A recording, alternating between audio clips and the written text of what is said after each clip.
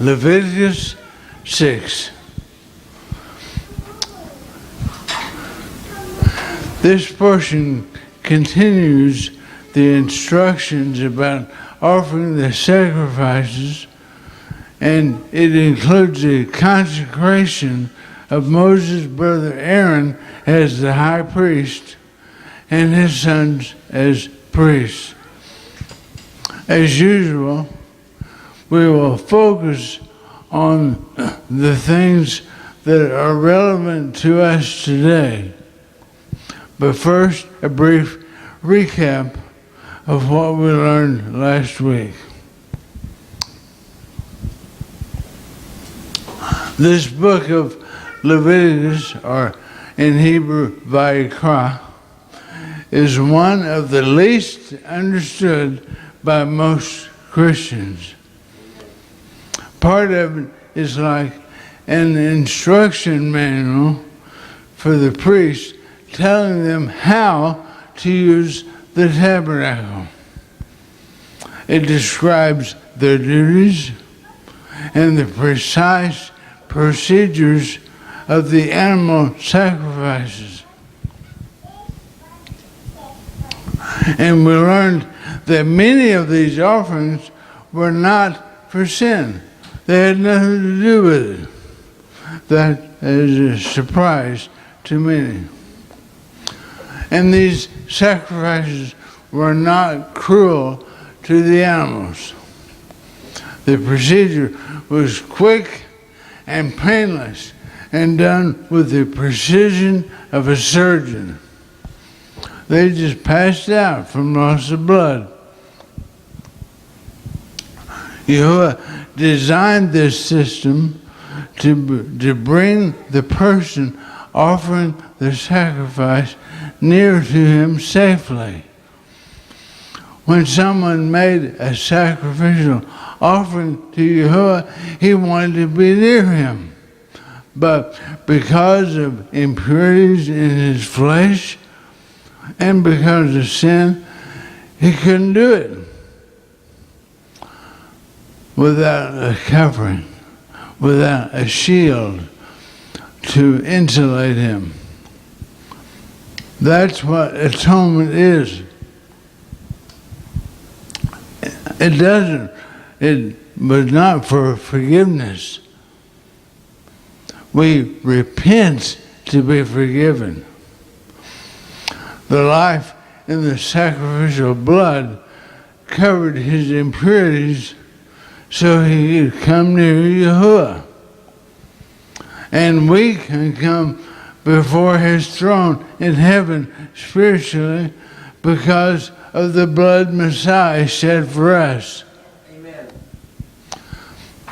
Sacrifices provided ritual cleansing and purification of the priest and the tabernacle itself, including the holy place and the Holy of Holies and all the furnishings and utensils and the people. They all had to be atoned or covered not only because of sin, but because of impurity from many different sources, things that were not sinful, but cannot be allowed in Yahuah's presence. Sin and these other impurities were like pollution.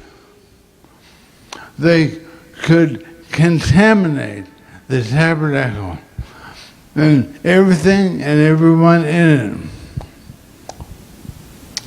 This is what the words unclean and impure and defiled refer to counteract or neutralize this contamination. It had to be atoned or covered by the blood of the sacrifices, so Yahuah would stay there among the people. And these sacrifices allowed the people to come into the tabernacle with their sins and their impurities covered. But sins were not totally taken away. They were only covered. It's not the same as the total atonement that we have in Yahuah, who does take our sins away. And the 5 kinds of offerings portray aspects of what he did for us. Each one teaches something different about him.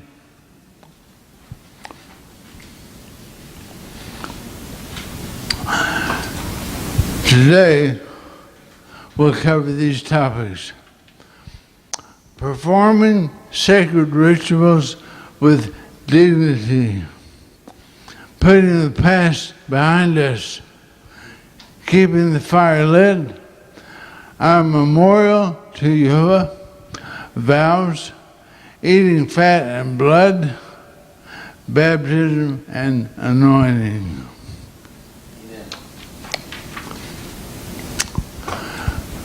Verse 10 of chapter 6 says the priest was to wear his linen garments when he removed the ashes from the altar, but verse 11 says he had to take them off and put on other garments when he carried the ashes outside the camp.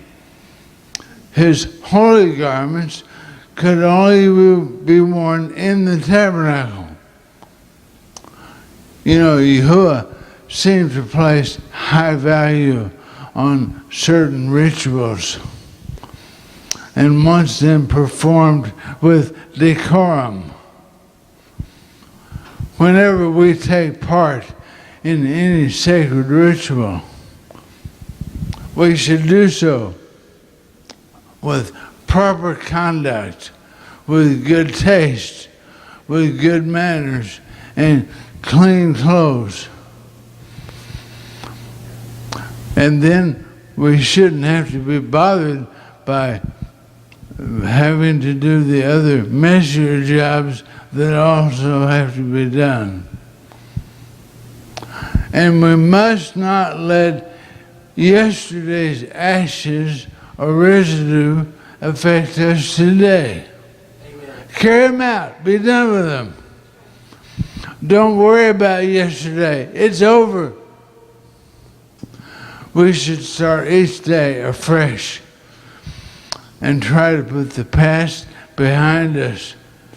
Let yesterday's ashes and residue stay in the past. Messiah taught this idea from another angle. He said, do not worry, because our Father in heaven knows what we need. And if we seek first His kingdom and His righteousness, these things will be given to you. Amen.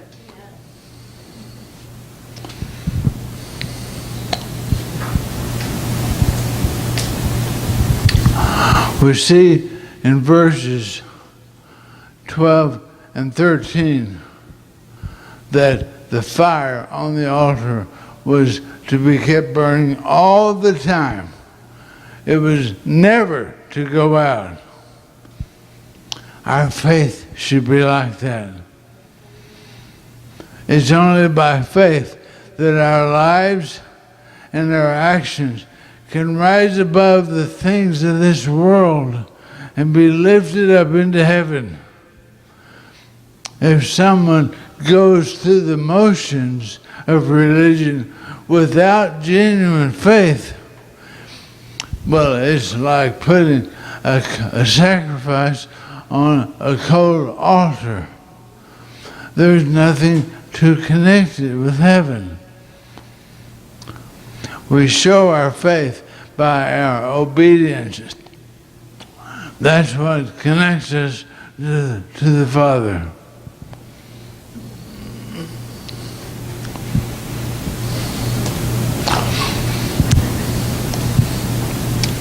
In verse 15, we see that the priest was to take the flour of the grain offering with its oil and frankincense and burn it on the altar as a memorial to Yahuah. We find similar language in Acts 10. And the angel talking to Cornelius describes our prayers and our alms, which is acts of charity, as a memorial before God. We should do both every chance we get. This illustrates the point in Hebrews 13. Our God is pleased with our praise and our prayers of thanksgiving, and when we do good and share with others. He's not just pleased, he's well pleased.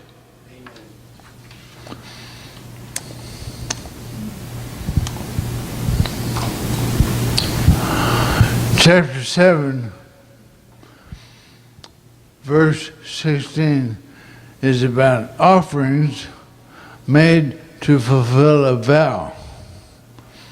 For example, if someone who is in danger might make a vow to bring a sacrifice if Yahuah would save him from the danger. So a vow is a promise to Yahuah. And there's nothing wrong with making vows to him. But Torah says if we do, we better keep it. He expects us to do what we say, or it's a sin. Amen. And failure, if we fail to fulfill a vow, that's withholding something that's his. Because of the vow we made, it's like stealing from him. Amen. And it's serious. Ecclesiastes 5 says it's better not to make a vow than to make one and not honor it, because not fulfilling a vow is a sin and it makes our God angry. Except for weddings, we don't need to make vows. Let's avoid making promises that are too easily broken. But if you make a vow, keep it. If it's a promise to pay, pay it.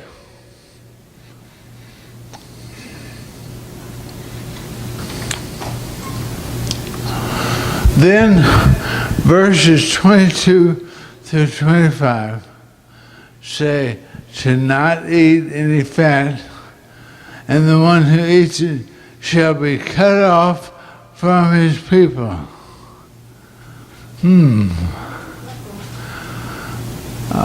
On the surface, this seems to forbid us to eat any animal fat, especially if we focus on those highlighted words.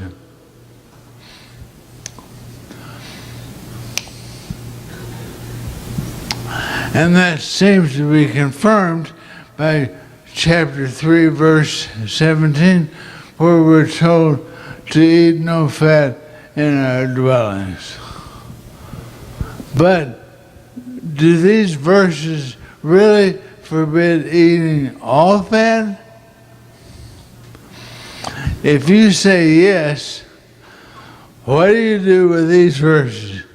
Genesis 45:18 and Deuteronomy 32:14 and Nehemiah 8:10 that all speak in a good way about eating fat.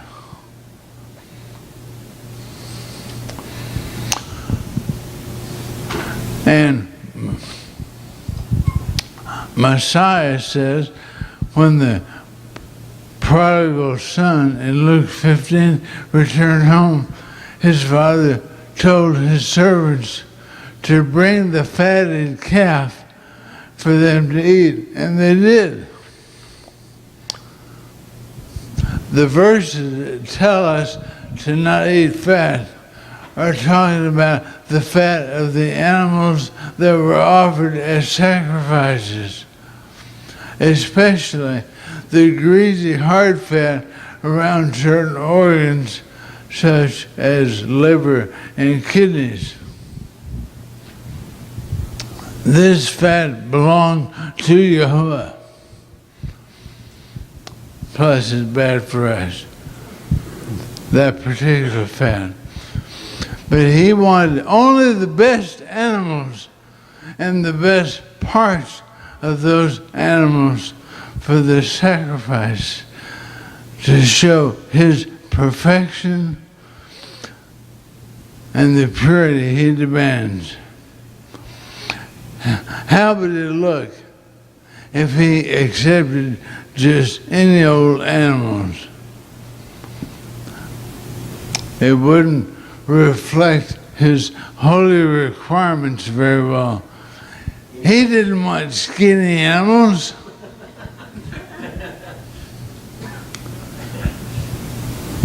He wanted healthy ones, and he wanted their fat for himself. He demands the best, and he deserves the best. Everything we do for him should be the very best we can offer. So, it's okay if we eat some fat. We actually need some.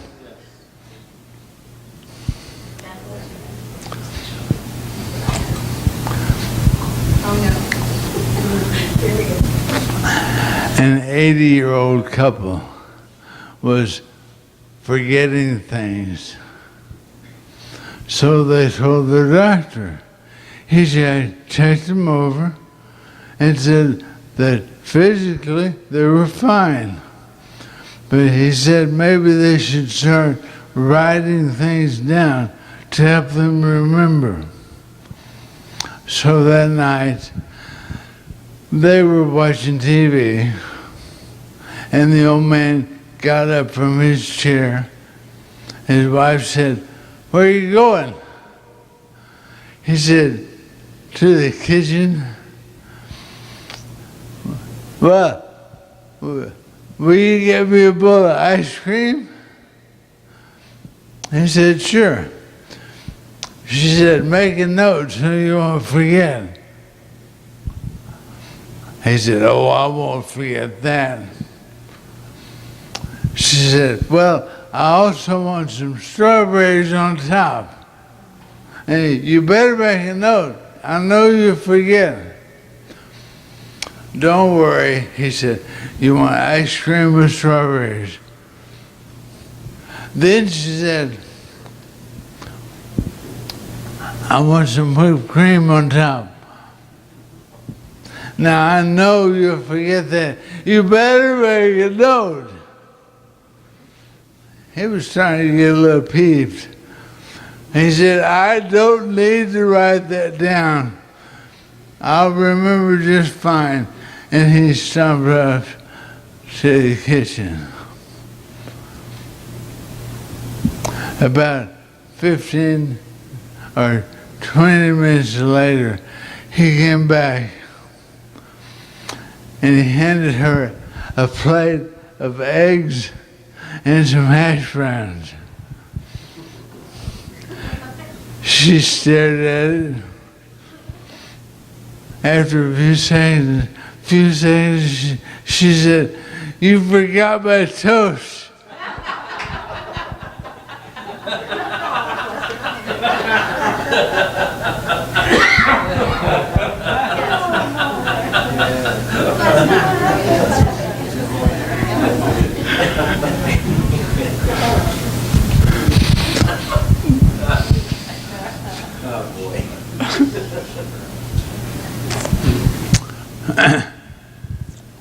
verses 26 and 7 make it clear that Yahuah's people should not eat any blood.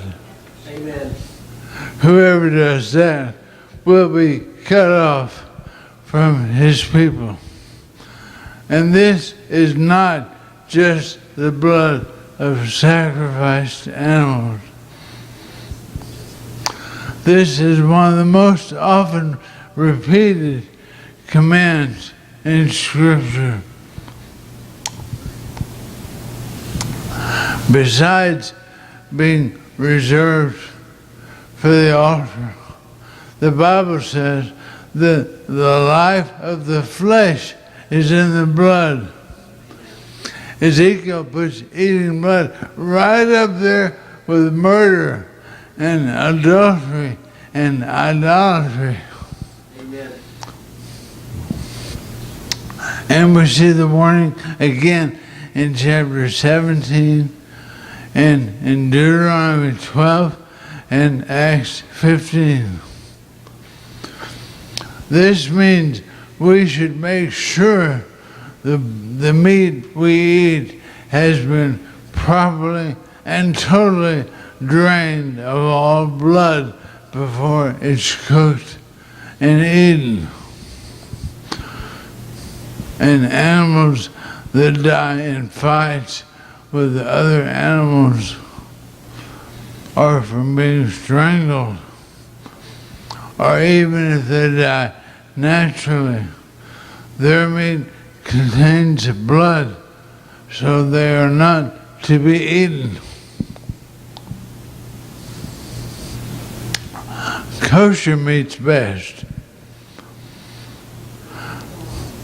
But the red color we see in fresh meat at the store is not blood.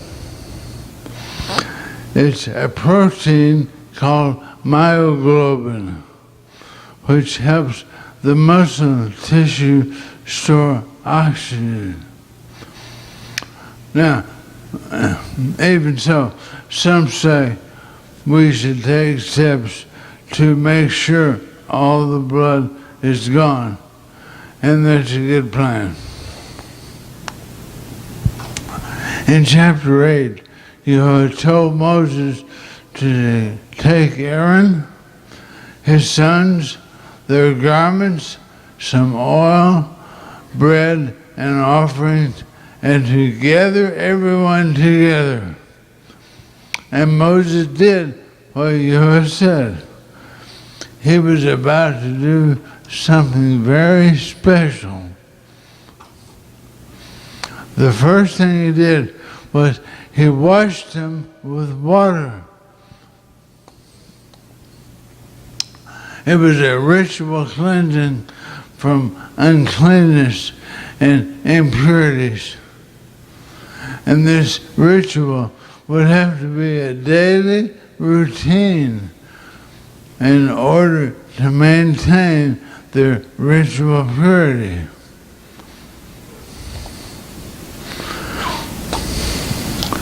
Now, let me shift gears for a moment.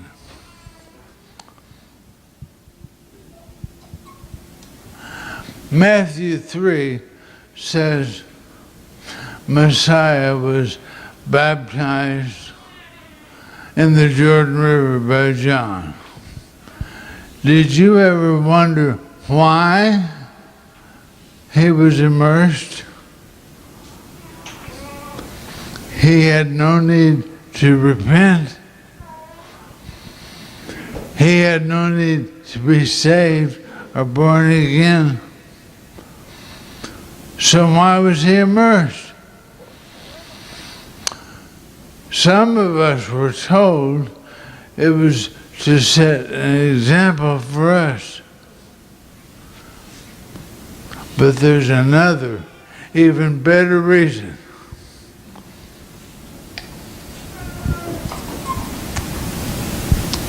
In Exodus 29:4, Moses was told to wash Aaron and his sons with water. It was part of their consecration to be priests. And in Leviticus 8:6, it was done. He was to bring Aaron and his sons, in other words, the high priest and the priest, to the tabernacle, and before dressing them in their holy garments and before anointing them with oil, they were to be washed with water. Being washed and anointed was part of being consecrated and ordained into the priesthood. It was a requirement, and do you know when it was done? Age 30.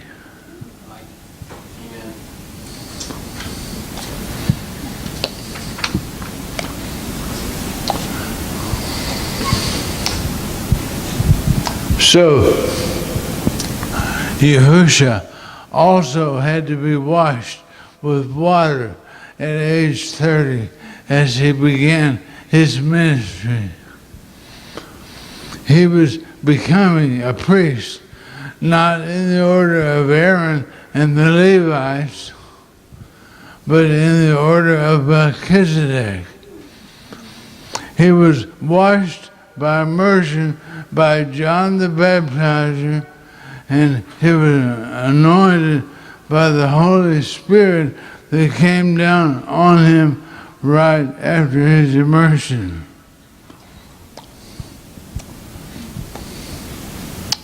In the Bible, anointing with oil is symbolic of the anointing of the Holy Spirit, the Ruach HaKodesh, coming onto the person being anointed. That person is being consecrated and dedicated to the work of Yahuah. And even though there is no record of Yahuah receiving the symbol of oil, when he was washed by John, he received the real thing, the Holy Spirit of Yahuah. Now, 1 John 2:20 says, we also have an anointing from Yahuah. So, are we priests? Yeah, we are. When we repent and accept Yahushua as our Messiah and we're grafted into Israel, 1 Peter 2:9 says we are a royal priesthood, being anointed with oil is symbolic of receiving Holy Spirit power to accomplish Yahuah's purposes in our lives. Like the song says, it's not by might nor power, but by my Spirit, says Yahuah. When we receive his anointing, his Spirit works in us and through us, conforming us to the image of Messiah and giving us the gifts and power we need for the work he wants us to do. We are called to serve him, his agents, his ambassadors, and his priests in today's world. Amen. To reflect his light and his truth and his love into the world around us. Amen. To help draw people near him. That's the purpose. We must take our duties just as seriously as the priest and the tabernacle did. Whatever we do should be done for His glory. When we're on the job, we should work like He's our boss. Amen. Whatever we do, we should do our very best, because ultimately we're serving our Creator and our Judge. We serve Him in our living temples, our bodies. And with Yahuah HaMashiach as our high priest, His Spirit living within us. And our priesthood will never end. We'll serve Him forever in His kingdom. Forever. And I think that's a pretty long time.